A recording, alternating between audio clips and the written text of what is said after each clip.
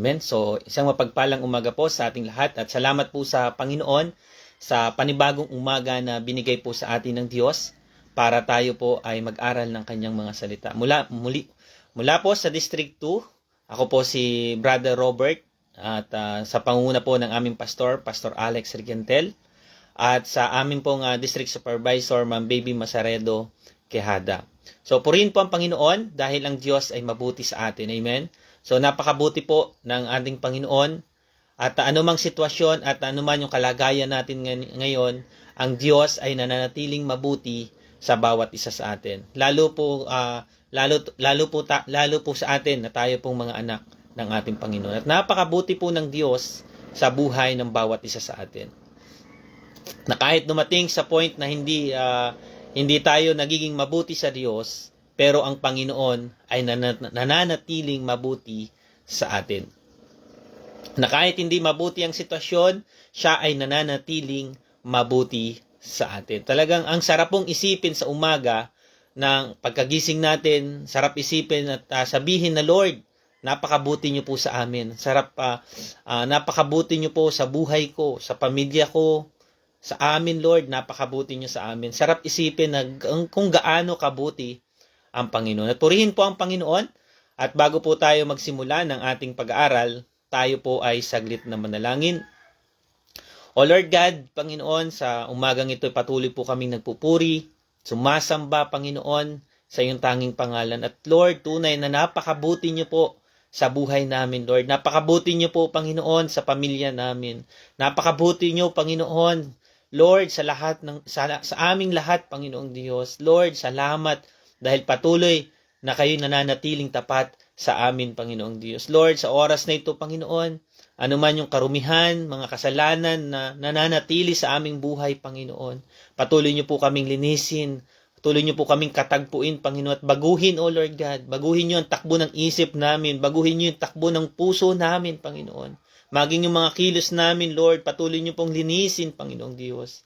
At sa pagkakataong ito, Panginoon, dalangin po namin ang patuloy niyo pong pagsama, ang patuloy niyo pong ang patnubay, Panginoon, upang lubos po naming maunawaan ang inyong mga salita. Purihin kayo, Panginoon. At alam po namin na nandito ka sa aming kalagitnaan. Purihin po kayo sa pangalan ng Panginoong Jesus. Amen.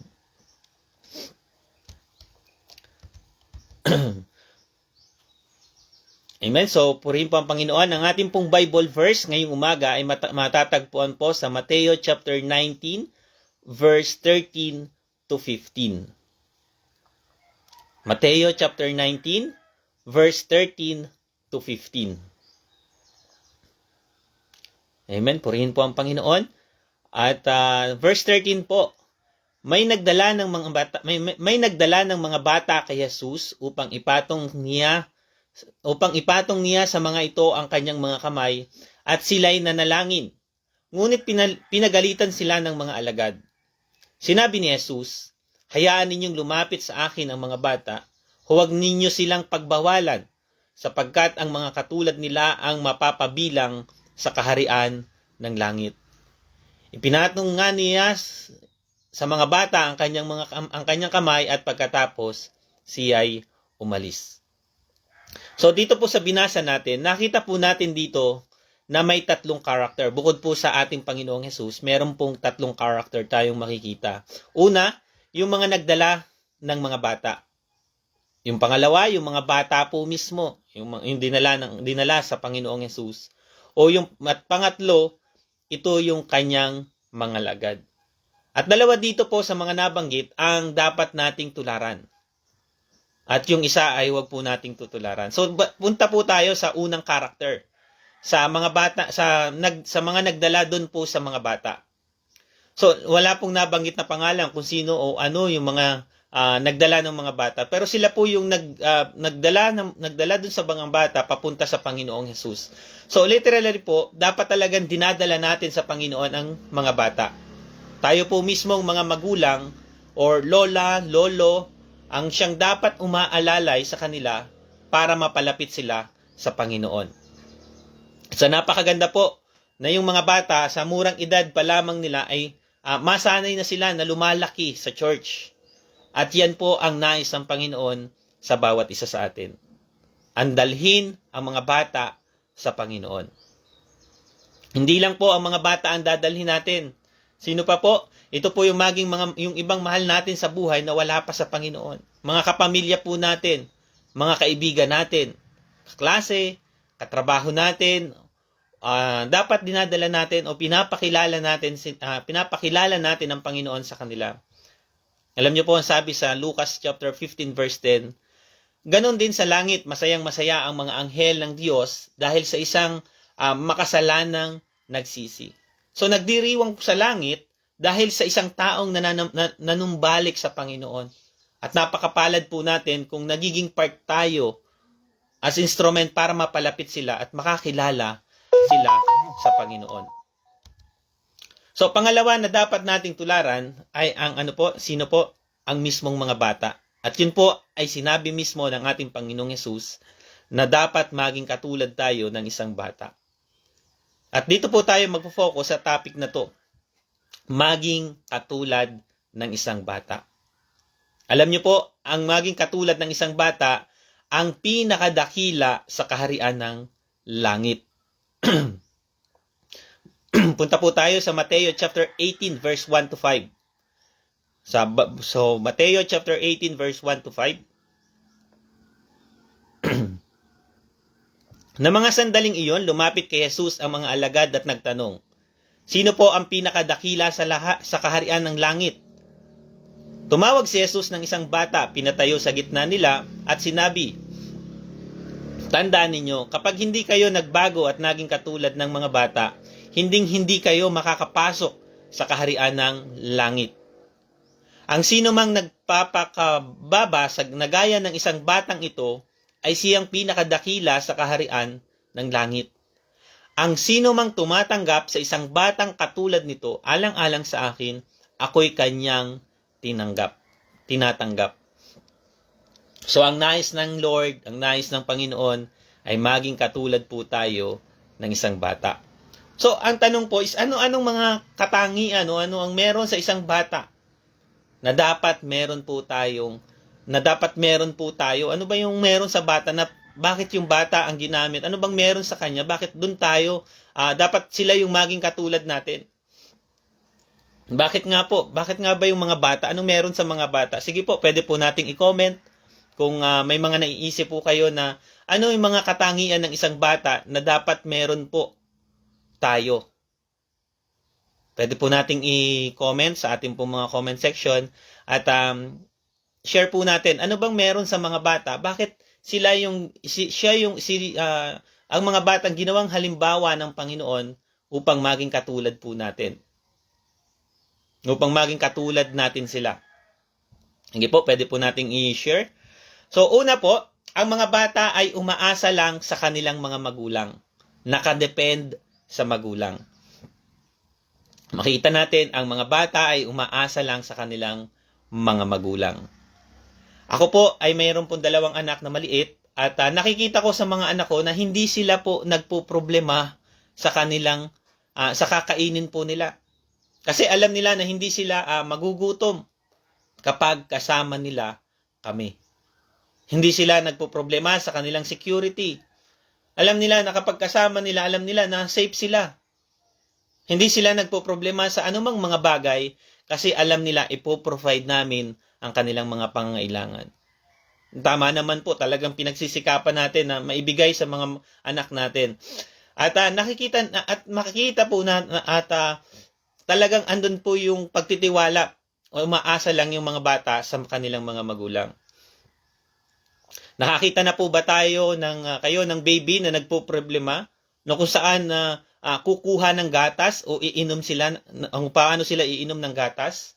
Iniisip nila anong iinumin ko bukas, anong iinumin ko sa susunod na araw. Di po ba walang baby na walang bata na nagpo-problema kung saan sila kukuha ng gatas. Minsan nga po hindi pa humihingi ng gatas, binibigyan na sila ng magulang nila. Kasi alam nila kung kailan ibibigyan sila ng gatas, alam nila yung pangangailangan ng mga bata. At yun po ang nais ng Lord sa bawat isa sa atin. Kung ang bata ay umaasa sa kanilang magulang, dapat tayong mga Kristiyano na kanyang mga anak, wala tayong ibang aasahan kundi ang Diyos Ama lang po natin. Amen? So, purihin po ang Panginoon. Ang sabi nga po sa Mateo chapter 5 verse 3, mapalad ang mga taong walang inaasahan kundi ang Diyos, sapagkat kabilang sila sa kaharian ng langit. So kung gusto natin mapabilang sa kaharian ng langit, lagi tayong umasa ay sa atin pong Ama. Amen? So at ang pangalawa po ay ang katulad po ng sinabi ni nabasa ko po kanina sabi niya po doon, dahil ang mga bata ay ang mga bata hindi po nagtatanim ng galit o madali silang magpatawad. Alam niyo po, nagagalit ang mga bata pero bigyan mo lang ng lollipop, ng candy, back to normal na po ulit. Pansinin po natin yung mga bata, nag-aaway sila. Pero mamaya ng kaunti o saglit lang, nagbabati na po sila. Naglalaro na ulit. Nawawala na yung galit, parang walang nangyari. So, nakikita natin na ang mga bata po ay mapagpatawad. Katulad din po ng turo ng ating Panginoon in Efeso chapter 4 verse 32, maging mapagpatawad po tayo katulad ng isang bata. Amen? So talagang dapat kung nagagalit po tayo, madali po tayong magpatawad katulad po ng isang bata. Hindi po nagtatanim ng sama ng loob. At ang pangatlo po, ang bata ay madaling maniwala. Ang mga bata po ay madaling maniwala o madaling matuto. Na kapag tinuruan mo sila, mag-yes lang ng yes, naniniwala po. Halimbawa na lang po, kapag sinabi po natin sa ating mga anak na, alam mo anak, ang kulay ng araw is kulay dilaw. Ang kulay ng dagat is kulay blue. Ang dahon ay green. Kahit hindi nila nakikita yung araw o yung bituin, maniniwala sila na ang kulay nito ay dilaw. Pansinin niyo po na kapag nagkulay ang mga bata o sa school, ang ikukulay nila sa araw ay anong kulay? Dilaw. At sa dagat ay blue. So makikita natin na kahit hindi pa nila nakikita, dahil sinabi ng magulang na ang kulay ng araw ay dilaw, ang ikukulay na nila ay dilaw kasi naniniwala sila sa kanilang mga magulang.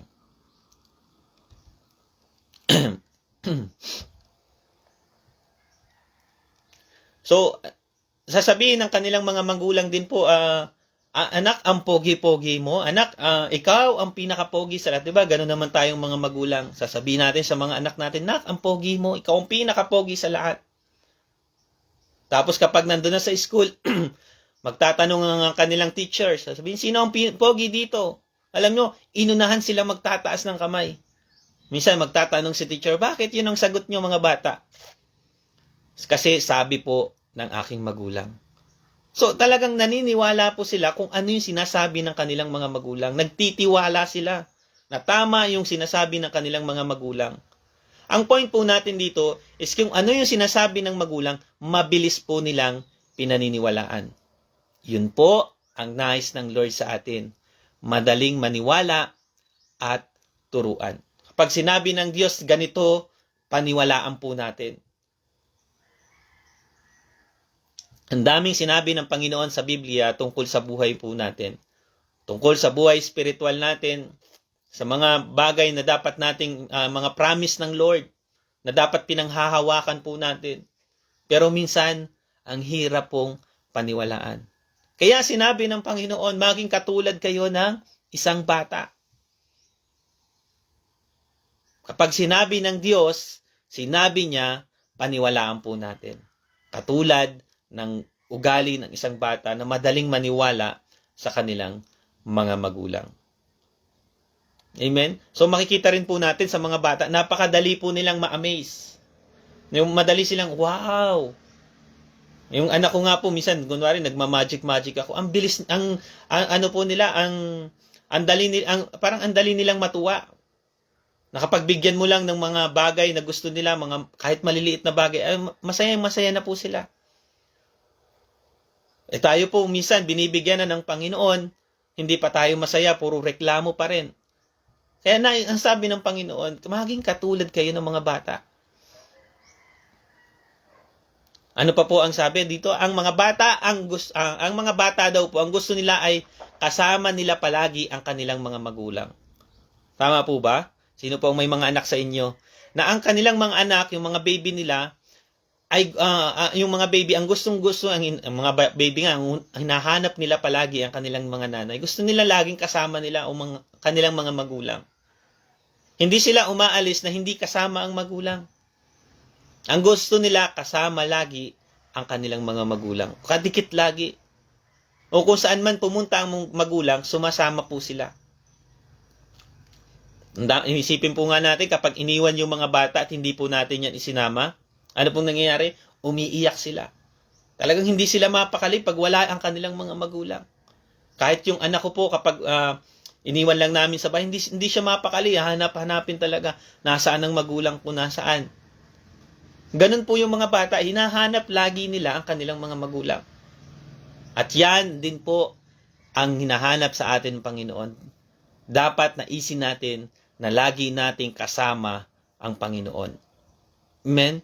So dapat yun kaya talagang tama ang Panginoon. Dapat maging katulad tayo ng mga bata. Kasi yung mga bata, gustong-gusto nilang kasama ang kanilang mga magulang. Ayaw nilang magpaiwan. Gagawa pa ng paraan yan para, napakalungkot po nila kapag hindi nila kasama ang Panginoon. Parang, iiwan na sila ng lahat, basta huwag lang sila iiwan ng kanilang mga magulang. Ganun po dapat tayo.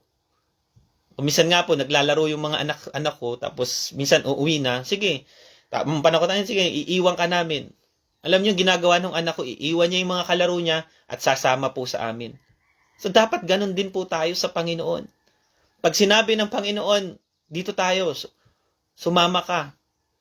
At kapag nalalayo tayo sa Panginoon, ang iisipin natin, Lord, asan ka po? Lord, ang nais ko, dapat lagi niyo po kaming kasama. At yun ang nais ng Panginoon. Kaya sinabi ng Lord, maging katulad kayo ng isang bata.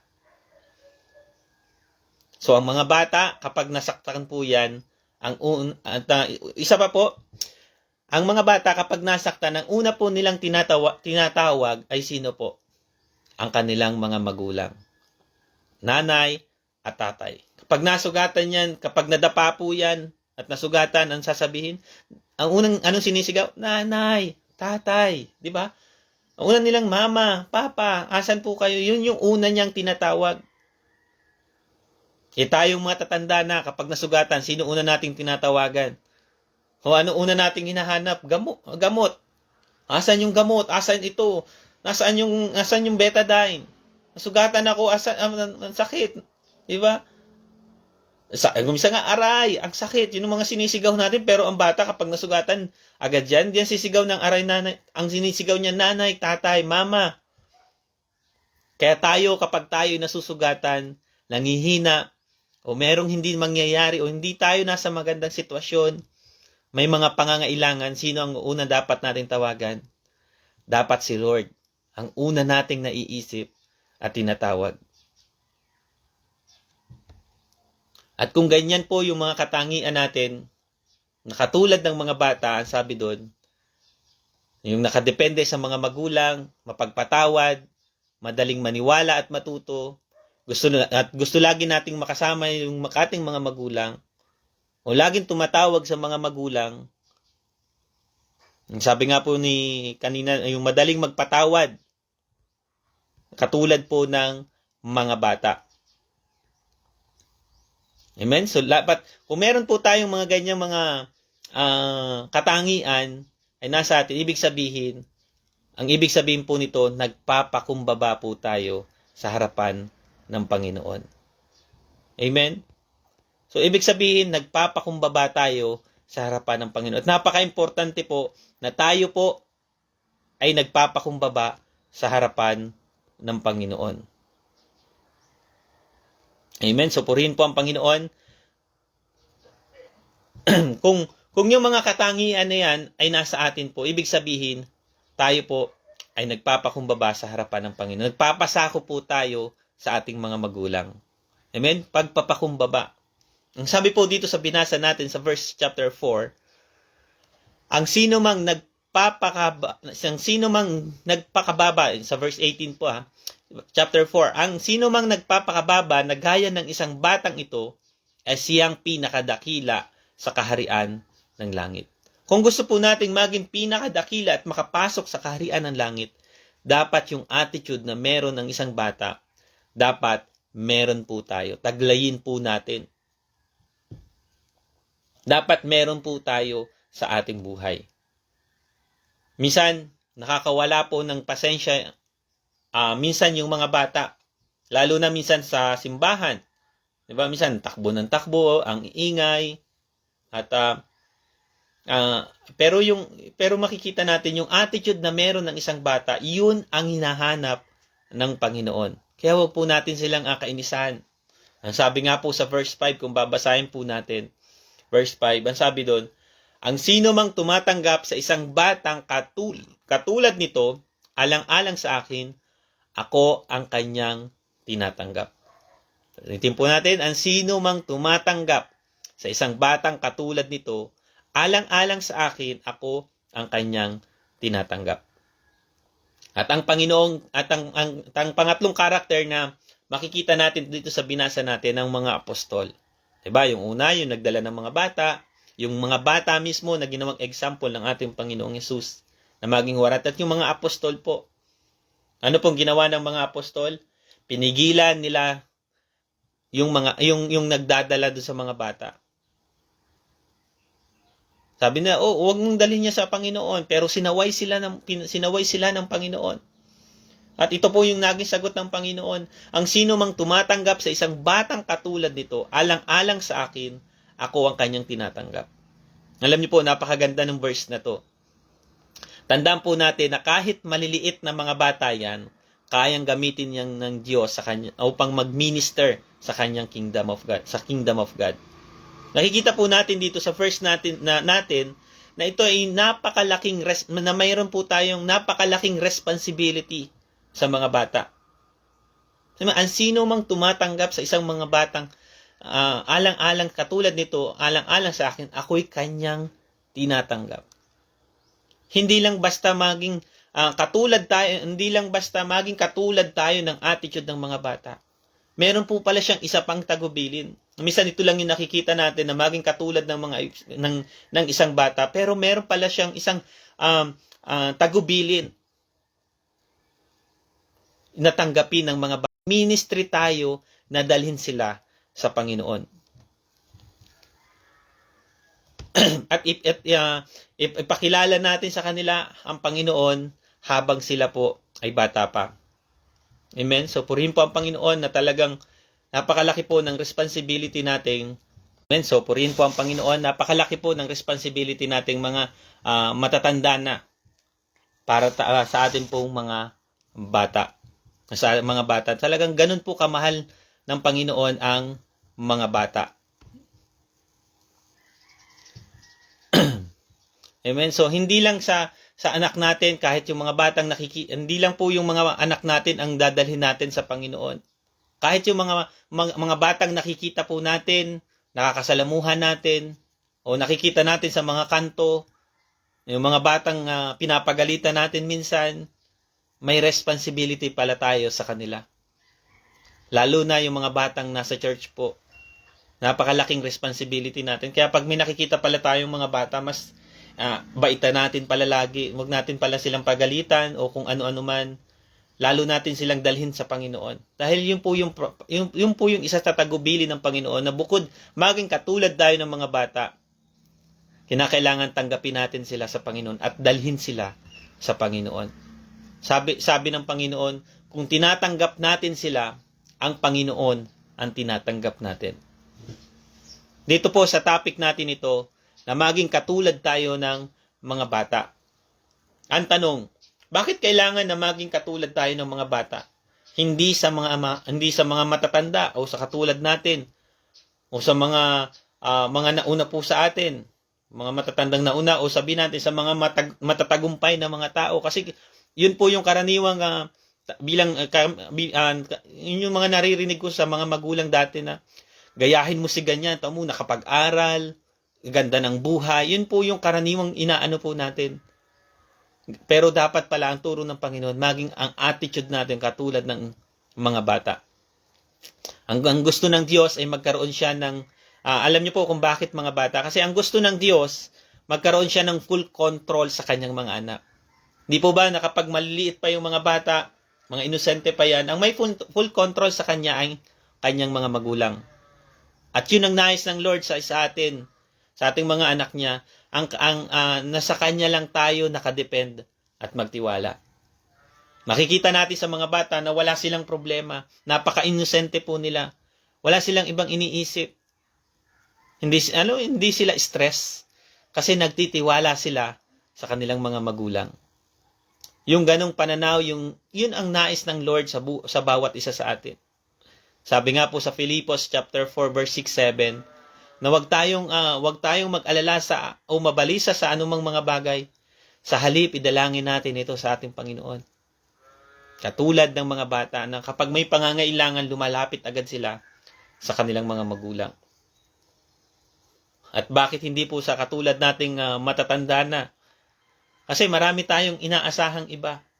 Minsan umaasa tayo kung kani-kanino. So napakaraming bagay yung mga pinagdedependehan natin. At higit sa lahat, umaasa tayo sa sarili natin. Lumalakad tayo ng saganang sa sarili po natin. Amen? At ayaw ng Diyos ng ganon. Kaya ang nais ng Lord, maging katulad tayo ng mga bata. Katulad po ni sinabi ni Pastora Rosario Aramundo. Amen? So, ang mga bata ay mapagpatawad. Madali pong mapawi ang kanilang mga galit.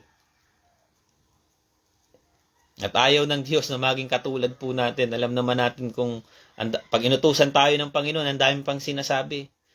Pero ang mga bata, kapag yun ay sinabihan mo, alam nila, nagtitiwala sila sa kanilang mga magulang. At sa umaga pong ito, ang nais ng Lord na maging katulad tayo ng attitude na meron po ang mga bata. Amen? So, hindi po maging isip bata, pero yung kung ano yung meron sa mga bata, yun po dapat pala ang maging katulad natin. At nakita natin dito yung dalawang bagay. Napakahalaga po na makita natin dito sa verse natin, maging katulad tayo ng mga bata at tanggapin sila alagaan at dalhin sa Panginoon. Amen? Kasi nakikita lang natin minsan na, maging katulad tayo ng mga bata. Pero napakalaki pala ng responsibility natin sa mga bata. Kaya pag may makita tayong mga bata, mahalin pala natin sila, tanggapin natin sila, at dalhin sila sa Panginoon, turuan sila. Kasi ang sabi doon, kung tatanggapin natin yung mga bata, ang Diyos ang tinatanggap natin. Ganun kamahal ng Diyos yung mga bata. Amen? So, purihin po ang Panginoon. Sa umagang ito, nakita natin yung dalawang bagay. Maging katulad tayo ng mga bata. At tanggapin, alagaan, at dalhin sila sa Panginoon. Amen? Purihin po ang Diyos sa umagang ito. At salamat po sa Panginoon. At lahat po tayo kinakailangang maging katulad ng isang bata. Dahil ang sabi doon, hindi po makakapasok sa langit kung hindi po tayo magiging katulad ng isang bata. Amen? At sabi ng Panginoon, ulitin po natin, sabi sa verse 3, sa 18 chapter 8, sa Mateo 18 verse 3, kapag hindi kayo nagbago, o ibig sabihin, kinakailangan magbago pala tayo ng pananaw. At maging katulad ng mga bata, hindi kayo makakapasok sa kaharian ng langit. Amen? Purihin po ang Panginoon sa umagang ito. Tayo po ay manalangin. Manaming Diyos na makapangyarihan na dakila sa lahat. Salamat, Panginoon, sa inyong paalala sa umagang ito, Lord God, na kami kinakailangan na maging katulad ng isang mga bata, Panginoon, upang kami makapasok sa inyong kaharian, O Lord God. Panginoon, tulungan niyo kami, Panginoon, na magkaroon ng attitude na katulad ng isang bata, Panginoon, na mapagpatawad, na umaasa lang, Panginoon, ay sa inyo, O Lord God, na sa inyo lang nagtitiwala, madaling matuto, Panginoon. At Lord, sa inyo lang kami umaasa, Panginoong Diyos. Lord, salamat, Panginoon, dahil muli pinaalala niyo sa amin, Panginoon, na kinakailangan din naming mahalin yung mga bata, Panginoon. Dahil kung minamahal namin, tinatanggap yung mga bata, kayo yung aming minamahal at tinatanggap, Panginoong Diyos. Lord, purihin po kayo at sa buong araw na amin pong gagawin sa buong maghapon, kami inyong patuloy na samahan, kami inyong patuloy na tulungan sa lahat ng aming gagawin, at kayo lang, Panginoon, ang maitaas at mapapurihan sa aming mga buhay. Lord, kayo ang patuloy na kumilos sa bawat isa, Panginoon, kung ano man yung mga pangangailangan, ano man yung pinagdadaanan nila, Panginoon, kayo yung kakatagpo sa bawat isa, Panginoon. Lord, purihin po kayo sa oras na ito. Kayo ang kikilos sa buhay ng bawat isa sa amin. Lord, ang nais namin katulad, Lord, ng mga bata, na lagi kayo naming kasama sa lahat po ng aming gagawin. Purihin po kayo sa umagang ito sa pangalan ng Panginoong Hesukristo. Amen. Amen. So, purihin po ang Panginoon at muli po, isang magandang umaga at God bless po sa lahat.